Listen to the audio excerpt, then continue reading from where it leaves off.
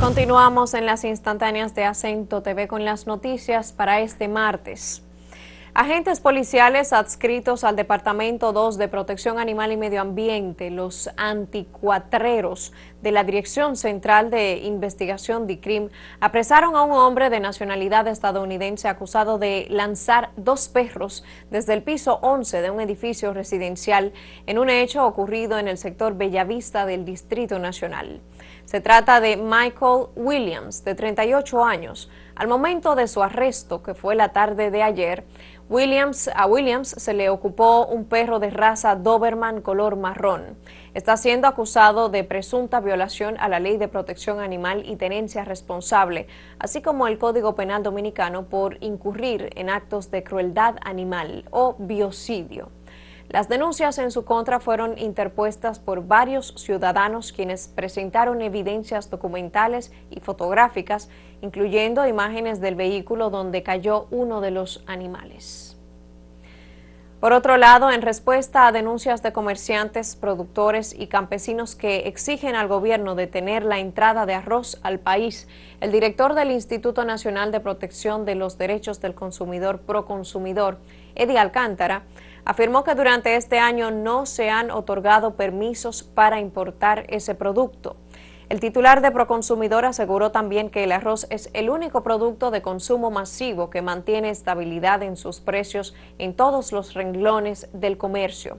Esto contrasta con lo señalado por el PLD y también por otras organizaciones políticas que afirman que el costo del cereal tiene una tendencia al alza. A eso se suma la posición de organizaciones como la Unión Nacional Campesina, UNACA, que reclama que la presunta importación de arroz está empujando a la quiebra a miles de productores nacionales, especialmente en la región nordeste. Se identificaron 2 de las 3 personas encontradas calcinadas la mañana del día de ayer dentro de una jipeta en las inmediaciones del muro de la presa de Atillo en Cotuí, provincia Sánchez Ramírez.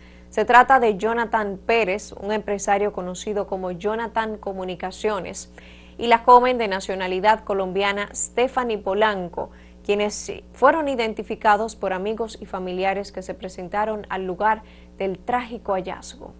Ambos cuerpos fueron hallados en el interior del vehículo totalmente calcinados. Las autoridades manejan la hipótesis de que posiblemente se trate de un accidente de tránsito por la evidencia que han encontrado en el lugar de los hechos. El día de hoy en prensa se ha criticado el proceso con el que se retiraron los restos óseos de ambos, violando los protocolos sanitarios y forenses correspondientes.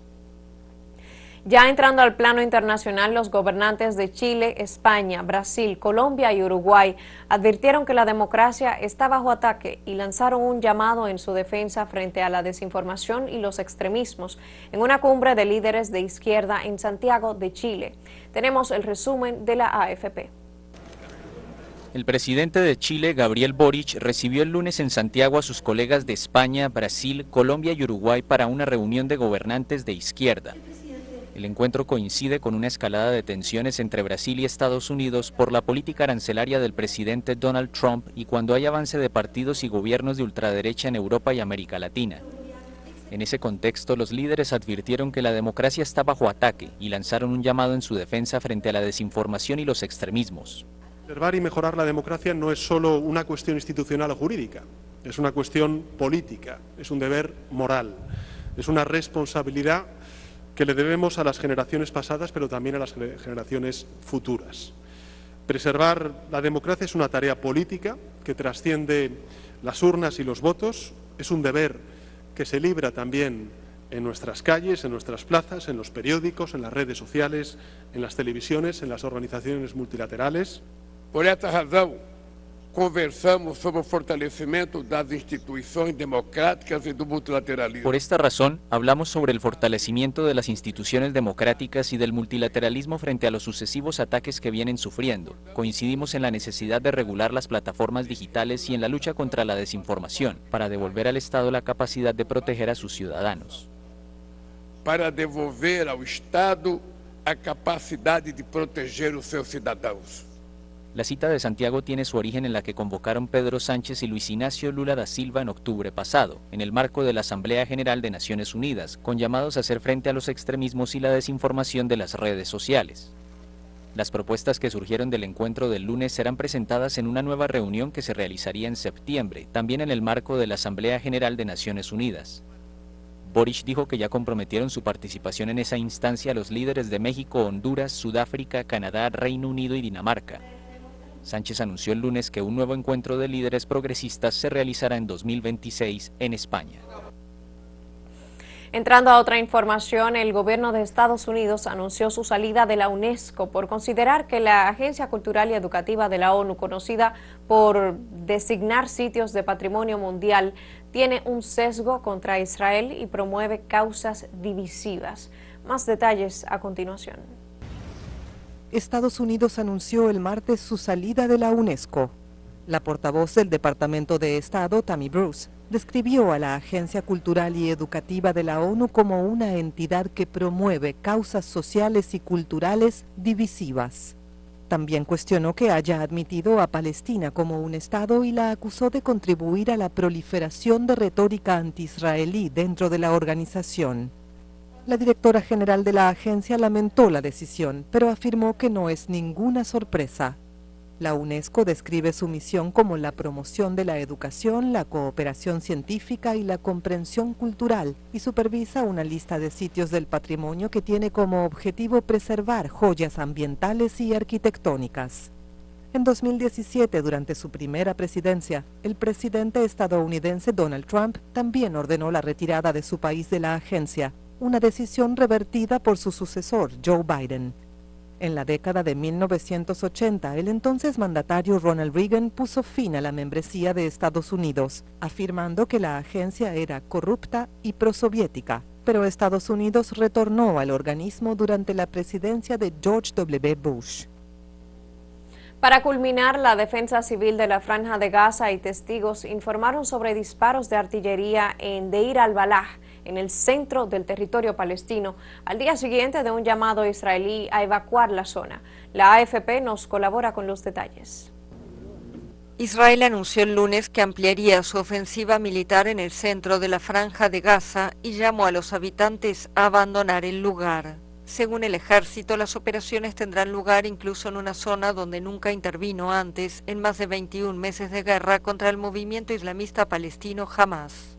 La Defensa Civil de la Franja de Gaza y testigos informaron el lunes sobre disparos de artillería en Deir al-Balah, al día siguiente de un llamado israelí a evacuar la zona. Según la Oficina de Coordinación de Asuntos Humanitarios de Naciones Unidas, entre 50.000 y 80.000 personas se encontraban en ese sector, y desde el domingo familias enteras comenzaron a desplazarse hacia el sur.